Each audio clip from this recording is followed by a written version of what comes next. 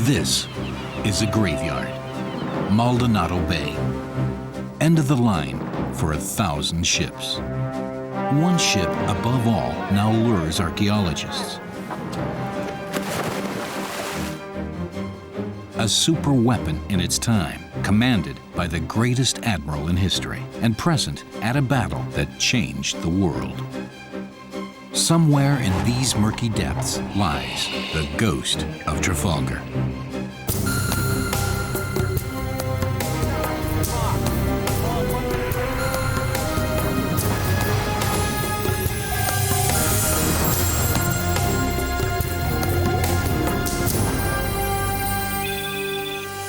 All the world's great rivers have the same destination, the sea. Of all the places where a river meets the sea, the greatest lies here, in South America. The waters of more than 20 rivers flow into this one vast estuary. It drains 1/4 of the continent. On one side lies Uruguay, more than 100 miles away, Argentina. In between lie the graves of 1,000 ships.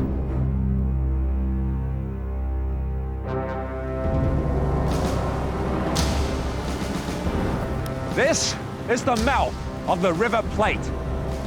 Every day, thousands of tons of silt from the vast hinterlands of South America pass here before being discharged into the South Atlantic. It turns the water to chocolate and creates deadly mutating banks of mud.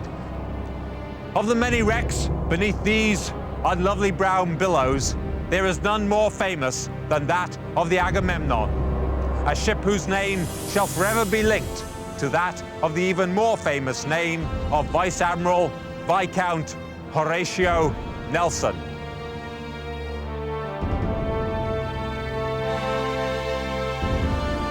Nelson was the greatest fighting sailor who ever lived. His battles changed naval warfare and the course of history. At the height of his career, he saved his country and lost his life.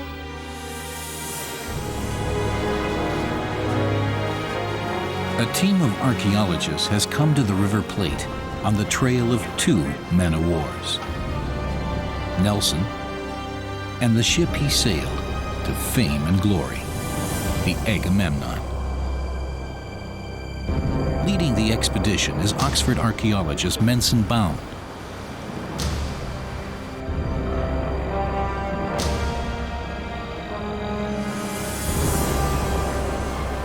Two centuries ago, the Agamemnon sank here in Maldonado Bay at the mouth of the River Plate. Once a watering port for sailing ships, this is one of the world's most treacherous bays. The bottom is shallow and ever-shifting, the current strong. So many ships have gone down here that it's called the Sailor's Hell.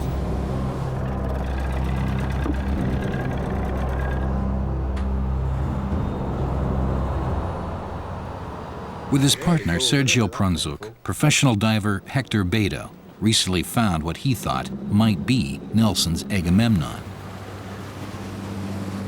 To deter scavengers, Hector kept the news to himself. He marked the spot using the global positioning system. Then he got word to Mensun Bound. So I'd like to see him go right through there.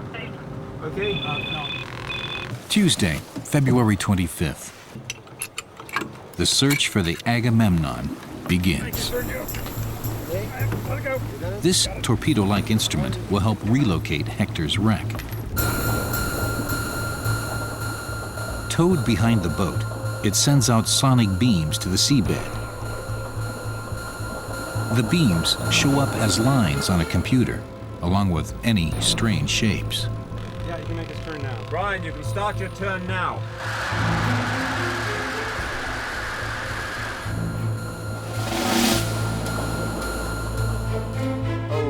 Now we've got something. This is it. Oh, look at that. It's a wreck. Where's that paper? There it is. There it is, right there on the paper. Look how well it's masked. See how the shadow indicates the fatter end and then the narrow and thinner shadow? Yeah, that there could be the trunnion. They cut almost over top of it.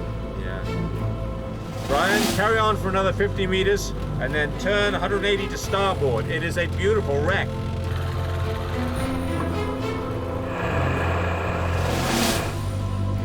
Mensun briefs the divers on the hazards of the River Plate.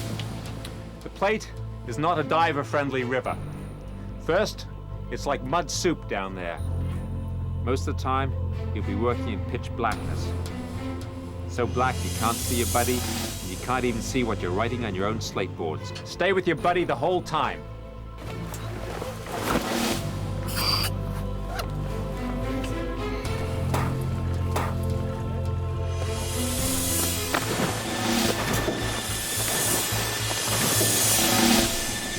They grope their way through the pea soup of Maldonado Bay, and this is a good day.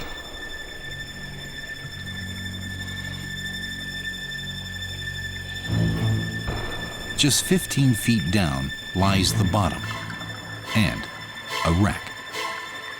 It bears all the signs of an 18th century warship.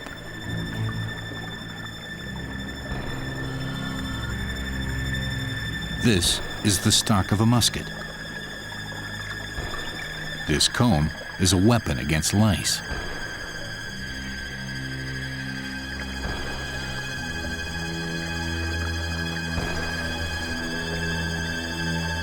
Then they find two objects out of place, a telescope and a navigational instrument called an octant, the captain's most prized possession. It turns out this is a Spanish wreck. In 1812, the Salvador was carrying troops to Montevideo when a storm blew up. She sank just yards from shore. Of all the tragedies in these waters, this was the greatest. 500 men lost their lives.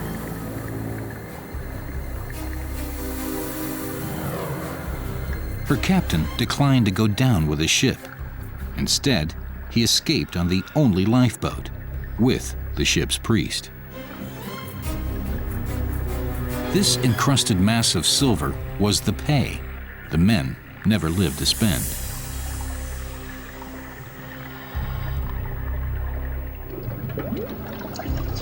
They retrieved the chief artifacts to be measured and recorded. Then, because they lacked permission to excavate this wreck, they returned them, carefully buried to protect them from looters.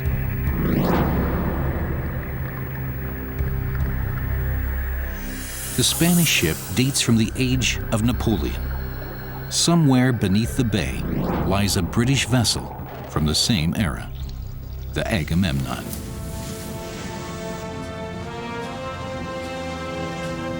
She looked like this replica of an 18th century frigate. This wooden antique remains one of mankind's greatest feats of engineering. This was the super weapon of its time. A man-of-war carried hundreds of sailors and Marines, food and water to last for months, enough ammunition for years. Its fuel was free and inexhaustible. It mounted dozens of the mightiest weapons of its day, and it could take them anywhere on the 7 seas. One broadside could sink a ship or set a city aflame. With a fleet of such ships, the island nation of England would go on to rule 1/4 of the globe.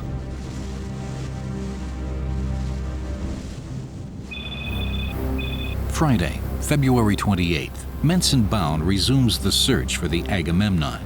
Yeah, I want to pass it. I want to make a turn to starboard 180.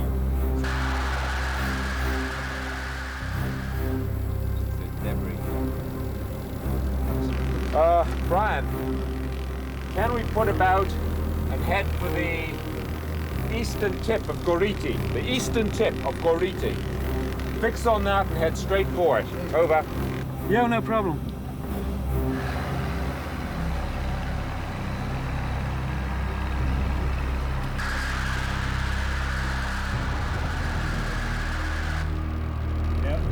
probably a timber. Yeah. After several hours, the towfish detects something. That feature in there. That's a better width for a Not sure cannon. what's that Ooh, right what's there? this going to here? That all-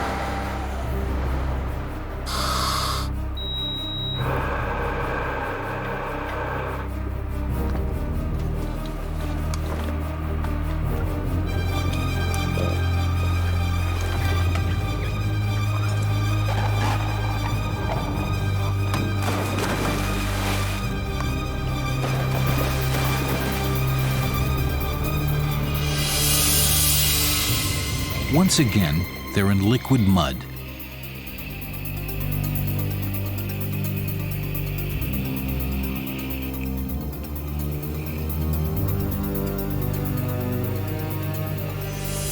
Then they strike gold. This is the skeleton of a ship, centuries old. These copper bolts once held together its backbone, the keel.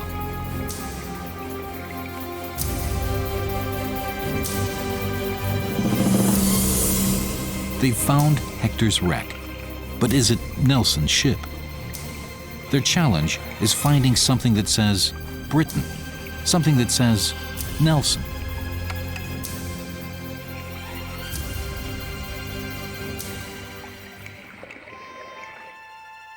He was the frail child of a parish priest. His career choices were the church, the law, or the sea. He chose a place on his uncle's ship. At 12, Nelson became a midshipman. At 19, he made lieutenant. At the tender age of 20, captain. He survived polar bears in the Arctic and yellow fever in the tropics. But one thing he never overcame: seasickness. During the American Revolution, Nelson scored small victories for England. But when peace broke out, his career hit the skids. Tedious smuggling duty, then unemployment. For Nelson, these years were the worst of times, followed by the best. As revolution swept France, the kings of Europe mustered their armies to save the French throne.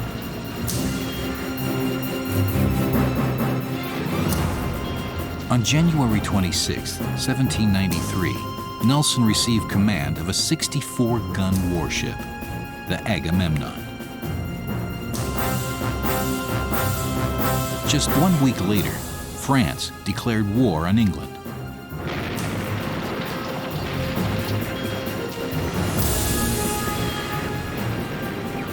France was desperate for men to lead its armies. With the officer corps ravaged by exile and the guillotine, the new government quickly promoted young men with talent. One was an obscure 24-year-old lieutenant who would soon become a household name. He would lead the largest army the world had yet seen and prove one of the greatest generals of all time. All Europe would tremble at the name Napoleon. The war with France would give Nelson his first great victory. Ironically, it would come on land.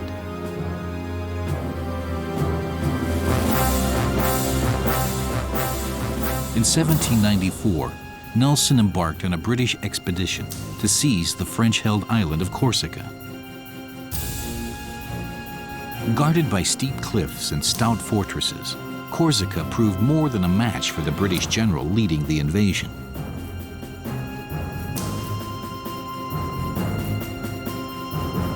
But Nelson was undaunted. He vowed to capture the island himself with his own sailors, his own guns, and his own ingenuity. On the 4th of April, 1794, guns winched from the 'tween deck of the Agamemnon were ferried ashore a little north of Bastia. With huge strops around the boulders, they used the Agamemnon's biggest block and tackle to haul the cannons over the rocks and up the cliff. With cutlasses, they hacked trackways and then dragged the guns to within 700 yards of the fortress wall. When the French commander was asked to surrender, he replied, "I have hot shot for your ships and bayonets for your men." The firefight that followed was murderous, with the enemy returning shell for shell and shot for shot.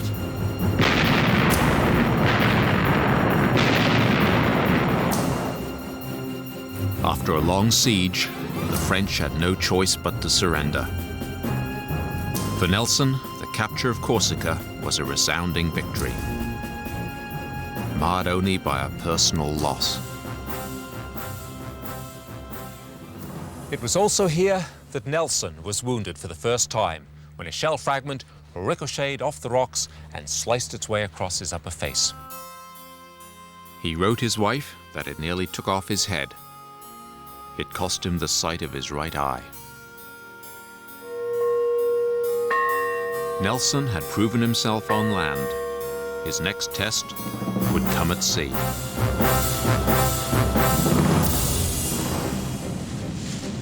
March 14th, 1795. Off the Italian coast near Genoa, a British squadron sights a French fleet and races to intercept it.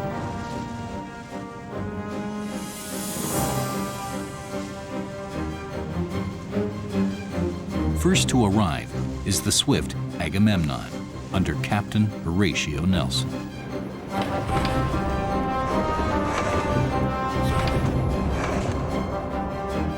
His target is the monstrous 84-gun Sa-ira. Crippled after a collision, she's now being towed, but she's still dangerous to tangle with. Nelson attacks where her guns are fewest, the stern. With consummate skill and panache, Nelson tacked the Agamemnon up under the rear of the heavily armed Frenchman.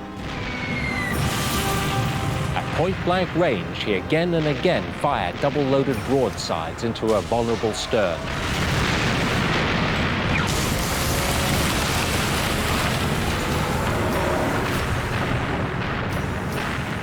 For 2.5 hours, Nelson pounded the Sa-ira.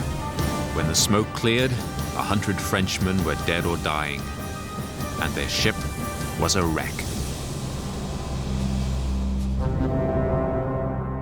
Nelson expected the rest of the British fleet to join the fight.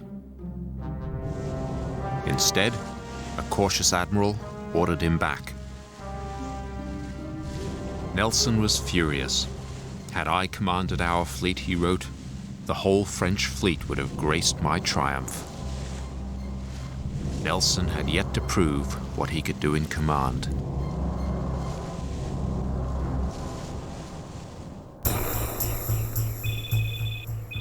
Saturday, March 1st.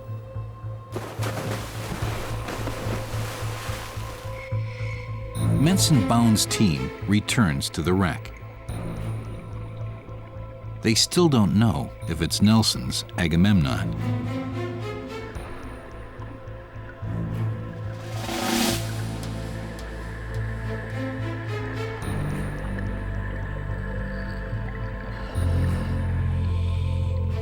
They find plenty of artifacts typical of a man of war, but no hint to its name.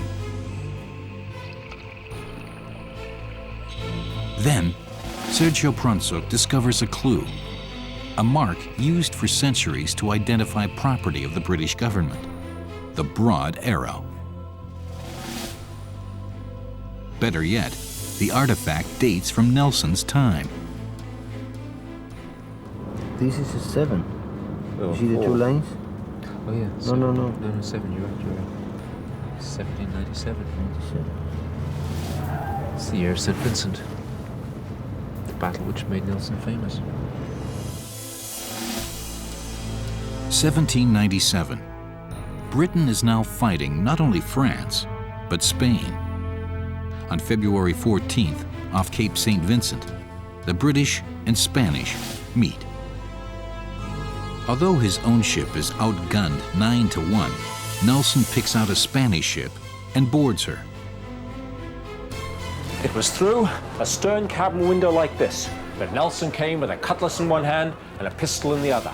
The Spanish were firing at him from no more than 8 feet away as they barricaded the door. Nelson fought his way through and then up onto deck. The British had fewer men, but better captains. Spanish steel proved no match for British metal. Nelson accepted the Spanish captain's sword as a token of his ship's surrender. He then regrouped his men, and using this ship as a bridge, he stormed across onto the next. Nelson captured both Spanish ships. The battle made him a national hero, a rear admiral, and a Knight of the Order of the Bath. This star, symbol of his knighthood, would guide searchers in the quest for the Agamemnon. In 1993, when the wreck was first found, Mensun Bound was invited to explore it with diver Hector Beto.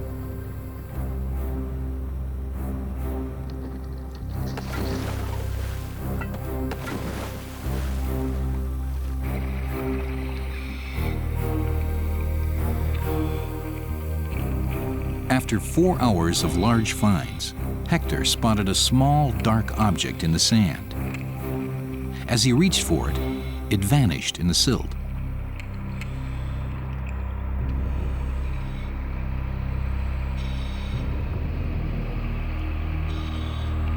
With powerful flashlights, Hector and Mensun scoured the area to find it.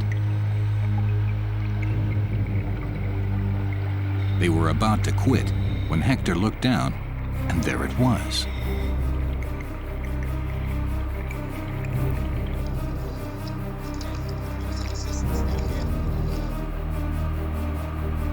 It turned out to be a seal, but not just any seal.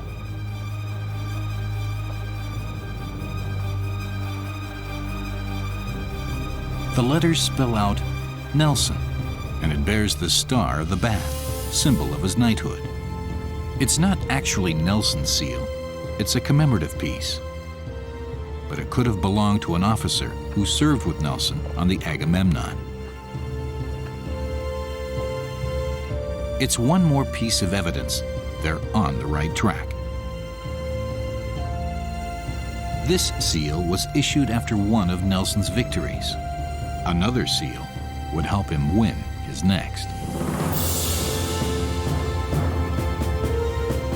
April 1801. Nelson has a new ship and a new mission. Fearing Denmark is about to join the enemy, Britain sends a fleet to Copenhagen to deter the Danes. Nelson decides to attack where the Danes least expect, up a shallow channel behind a mud bank where their guns are weakest. The Agamemnon leads the attack. The Agamemnon and the Exaggerate had pole position. They had the honor of leading in the British fleet. I mean, if you imagine this to be the British line, okay, like this. Okay, here are the British ships. Antonio, do you mind? Okay, and here's the famous mud bank at Copenhagen.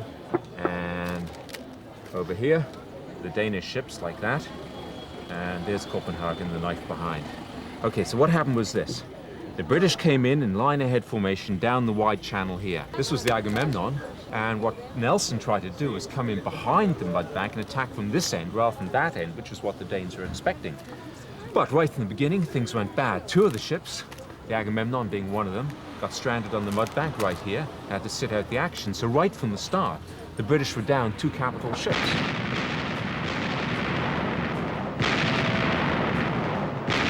We had Hyde Parker over here, some 5 or 6 miles away from the main action. He couldn't see what was going on, and he was Nelson's superior. After 2 hours of heavy fighting, Admiral Parker thought Nelson was losing the battle. He hoisted the signal to withdraw. And this, of course, was drawn to Nelson's attention, and he reached for his telescope, put it to his blind eye, looked through it and says, "Signal? What signal? I see no signal."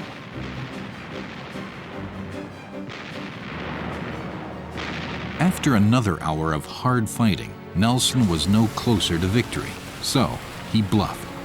He sent the Danes an ultimatum: either agree to a ceasefire or he'd destroy their capital. To convince the Danes, he controlled the battle. Nelson took the time to seal his ultimatum. The Danes caved in. Once more, Nelson left his mark on the world.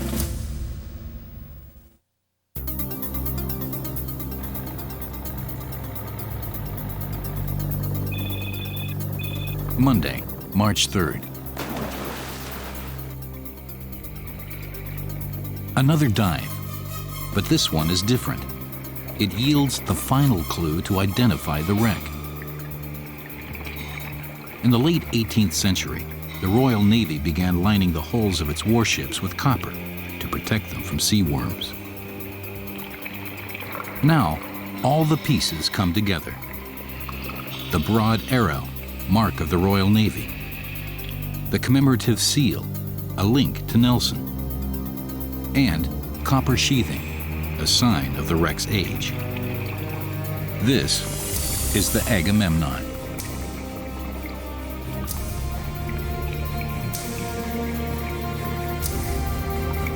Now comes the hard part, mapping the wreck. To record the location of every artifact, the team will lay down a datum line, a reference line running the length of the wreck.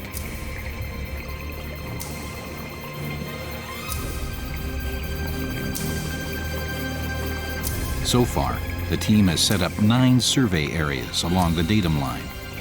Site number 9 turns out to be rich in artifacts, but one is puzzling, a large iron wheel weighing some 50 pounds. The team wonders what it was used for.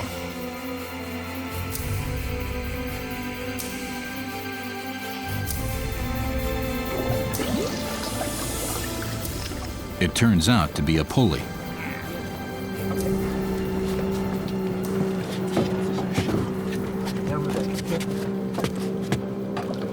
They're 2.5-inch diameter rope. Had to be. This is the principal biceps of the very ship. Yeah. Think of the size of it with a great wooden shell around it. Probably side by side. The block must have been huge. The wheels or sheaths were often made of iron. They led the ropes for doing the ship's heaviest labor.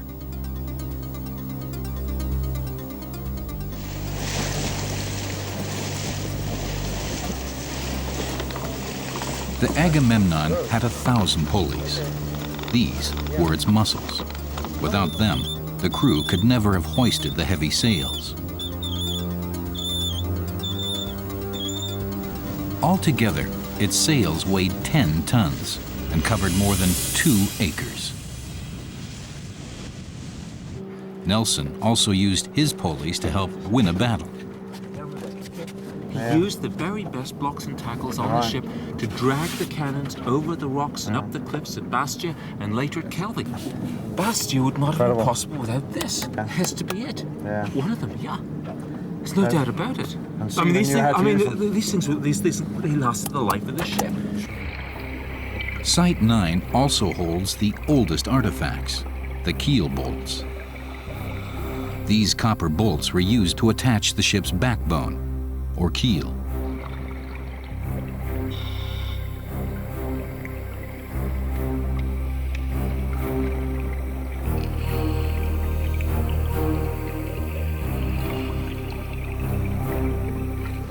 It's quite heavy. There've been hundreds of them, all along the keel, chunk, chunk, chunk, chunk, chunk, like that. These were used to fasten the Agamemnon's lower assembly. This takes us right back to when she was first built at Buckler's Heart. These date to when the keel was first laid. With just one keel bolt, Mensun Bound can go back in time and rebuild Admiral Nelson's Agamemnon. 7,000 miles from Uruguay, along England's Beaulieu River, lies the sleepy hamlet of Buckler's Heart.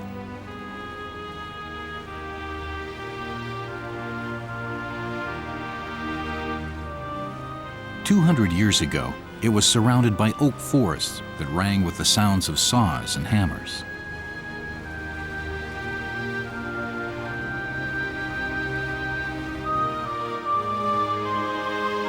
For 5 decades, Buckler's Hard was one of the finest shipyards in England, thanks to the man who ran it, Henry Adams. With a head for math and an eye for drafting, Adams could build from blueprints rather than using crude models like most of his peers. With nothing but simple tools and manual labor, Adams could turn hundreds of thousands of pieces of wood into a 1,400-ton warship in little more than a year. Until the coming of the skyscrapers, this was the height of human engineering.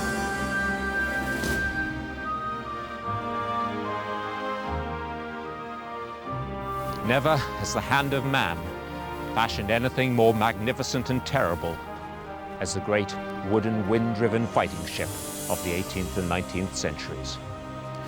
And one of the finest of them all was the Agamemnon, Nelson's favorite ship of the line. In this very hollow, in 1779, she began to take shape. A great 132-foot Elmwood keel would have been laid right here, and several hundred chest-high copper bolts would have been used to bond together her lower assembly.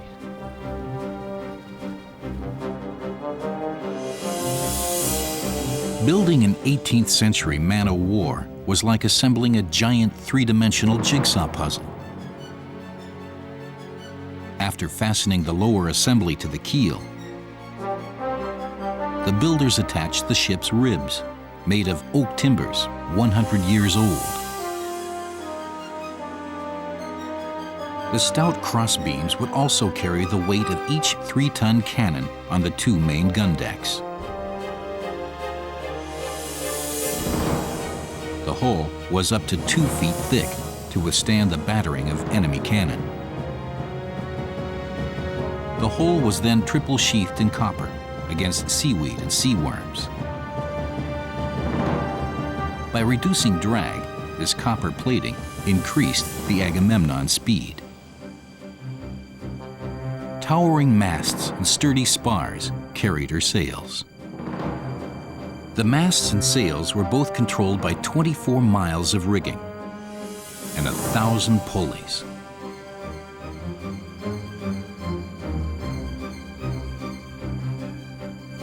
Under full power, the Agamemnon was propelled through the water by 40 sails of all shapes and sizes.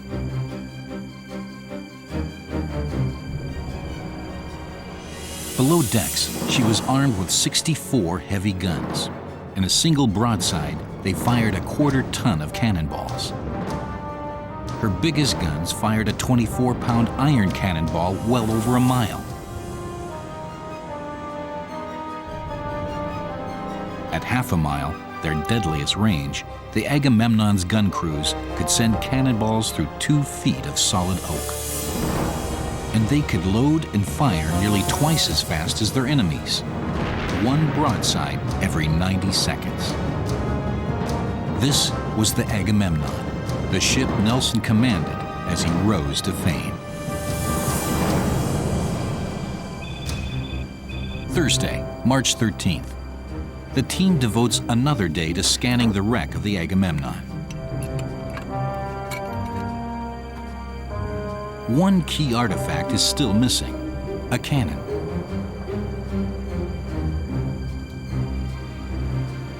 Before the Agamemnon sank, all but 19 cannons were saved. Of those, none were ever retrieved. This is Mensun's 4th day of scanning the seabed. Crossing between the 2 pieces. That's the one piece and this is the other. 5 hours have gone by.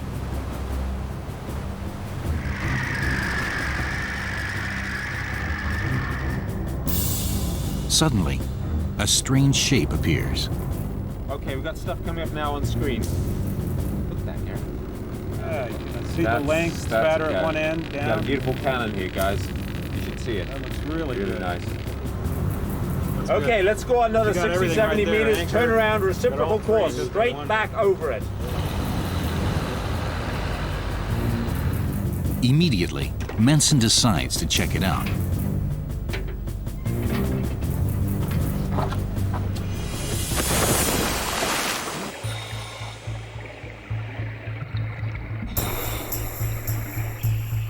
He discovers it's lying on top of the sand, just waiting to be lifted.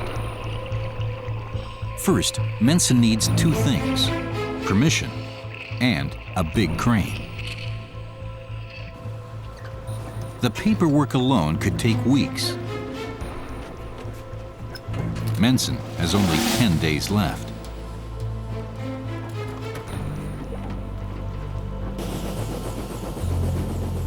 To bring up the huge gun, he needs to pull some big strings. He goes straight to the top.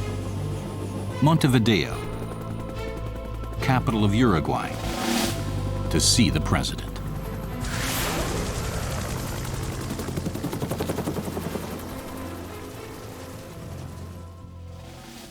Julio Sanguinetti, president of Uruguay, keeps his eyes on both the present and the past. Along with a certain British archaeologist, he shares an interest in old shipwrecks. Mr. Mensun Bound. Sanguinetti wants to preserve Uruguay's maritime treasures before they're forever lost to the sea or to looters.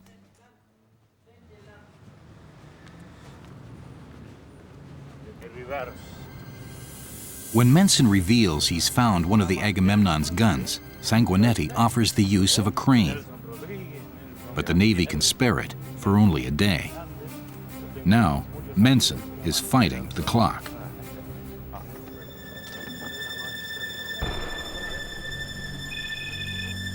Saturday, March 15th. To prepare for the lift, Mensun and Hector survey the gun. Over the centuries, the cannon may have been damaged by corrosion.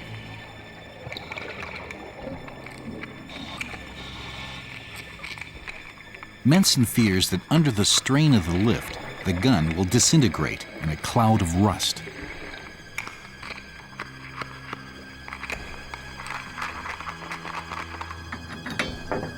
They decide to make a spreader bar.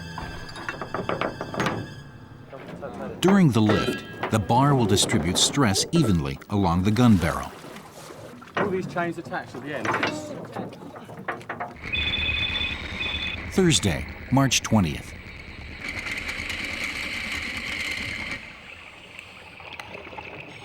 Divers excavate a tunnel under the cannon to run lines for the spreader bar.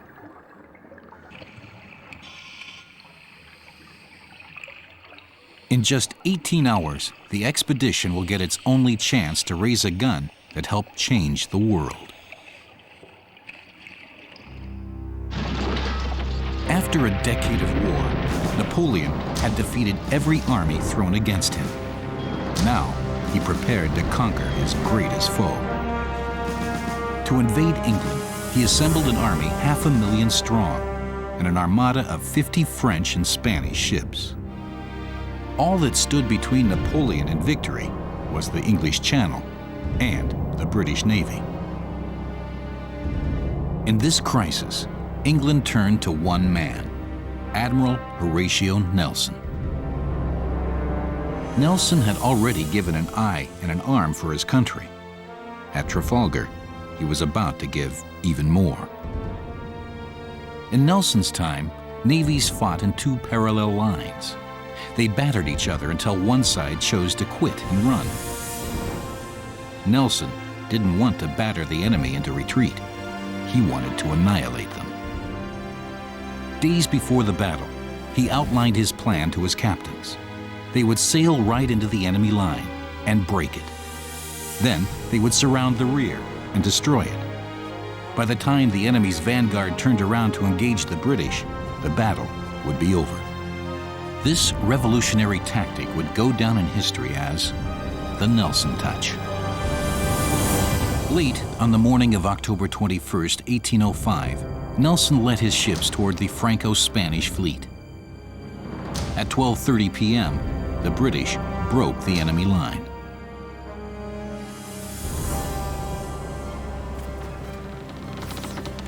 In the thick of the fight was Nelson's old flagship, the Agamemnon. Now she was commanded by Captain Edward Berry. Berry prepared to duel with the largest fighting ship in the world, the Santissima Trinidad. Mounting some 140 cannon, she outgunned the Agamemnon 2-1. But the Agamemnon was not alone. Other British warships were closing in. The Santissima Trinidad was about to bear the full brunt of the Nelson touch. Captain Berry laid the Agamemnon alongside the Spanish behemoth. They were almost muzzle to muzzle.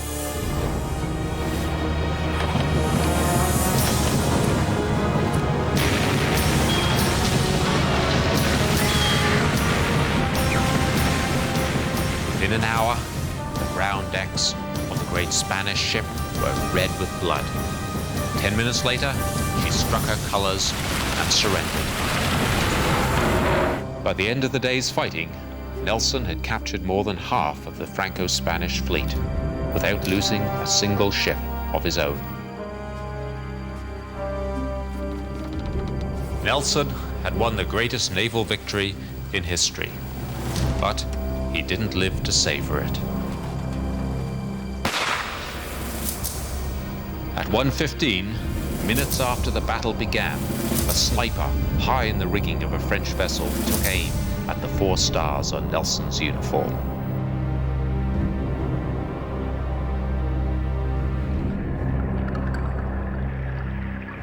The bullet that struck him was a lead musket ball, like one found by a diver at the Agamemnon site. So I found this one looks like a fishing line. No, it's shot. This is in. It's shot. I mean, this thing. Can you imagine being whacked by something like that? My God, this is more deadly than a modern projectile. This thing would have just back an inch deep wherever it went. The angle was very steep, came down like this, just slammed right into his epaulette, driving it down into the body, into the rib cage, went right through the left lung, severed the pulmonary artery, turned around, right down here, smashed through the lower spine right here, and then lodged itself in the muscles right down there. Ow. Yeah, it was painful. Yeah. You might say he drowned in his own blood. Throughout the afternoon, officers brought Nelson reports of the battle. He lived long enough to learn he had won a great victory. "Thank God," he whispered, "I have done my duty." At 4:30, he died.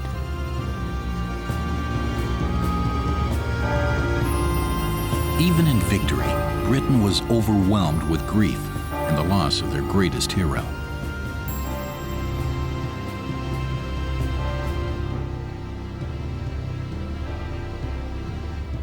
Friday, March 21st, the naval vessel Sirius arrives.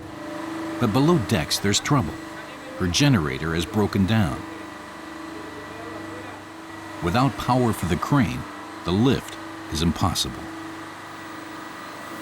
Tomorrow, Mensun gets his only shot at the gun. He has 12 hours to work a miracle.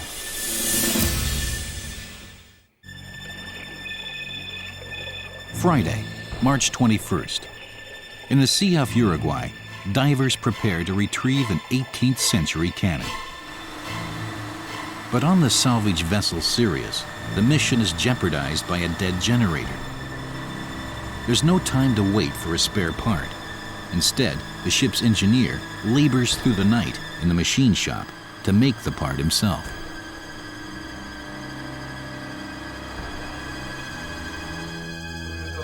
At 3:30 the next afternoon, the ship's captain brings long-awaited news to the leader of the expedition, Mensun Bound.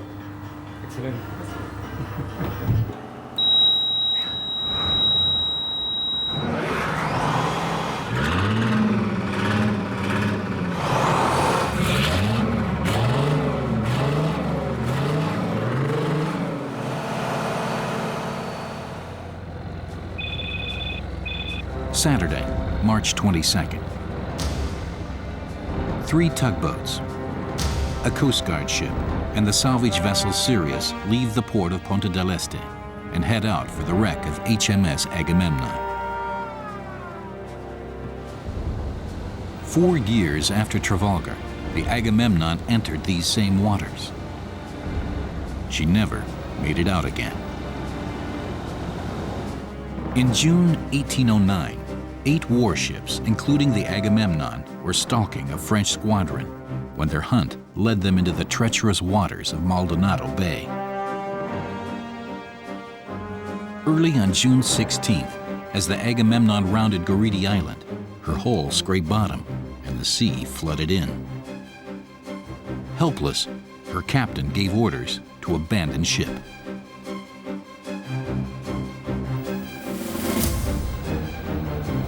At 4:15 p.m., the salvage team anchors over the grave of the Agamemnon.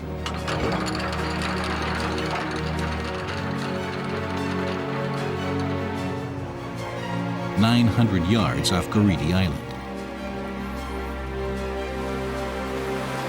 Here, the Agamemnon's crew came ashore, choking on salt water and tears. After leaving the Agamemnon, the men regrouped right here upon the sands of Goriti Island, only a few yards from where the wreck foundered. Accounts tell of how war and weather-hardened old mariners beloved like babes as they clambered down her sides for the last time. But this was not just any ship they were abandoning. This was the Agamemnon.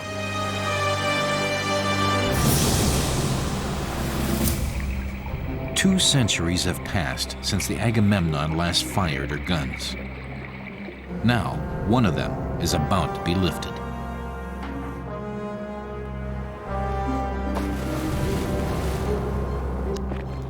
The team has only 3 hours left to do the job. If the spreader bar works, the cannon won't collapse into a pile of rust. But there's another problem. Once the gun breaks the surface, it could spin out of control, damaging itself or the crew.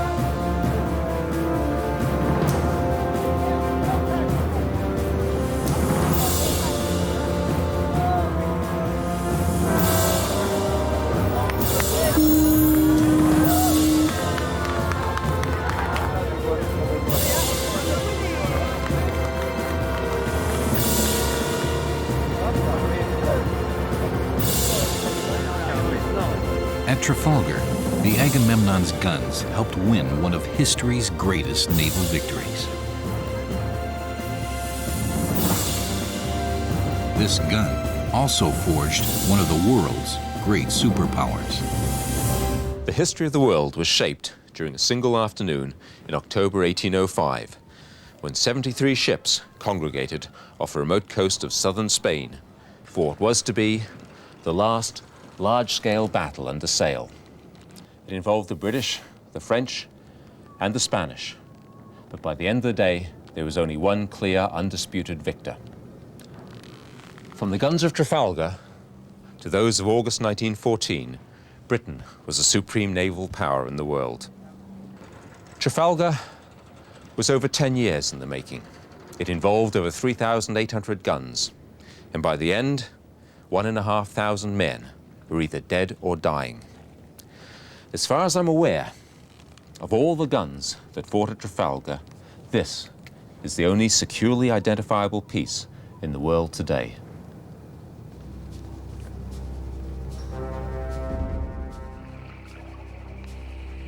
The rest of the great ship Agamemnon vanished long ago in mud and sea, an ignoble grave for a noble ship.